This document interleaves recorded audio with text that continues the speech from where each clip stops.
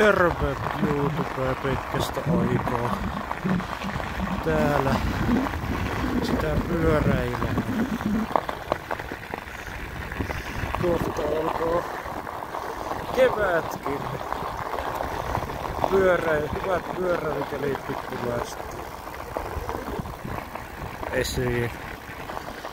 Mut pitää ruveta taas sitten mitä videoita tekemään tänne YouTuben puolelle. En oo nyt pitkille tehnyt videoa, mutta tästä sitä taas ruvetaan tekemään. Alkaa nää parhaat kelit. Mut juu.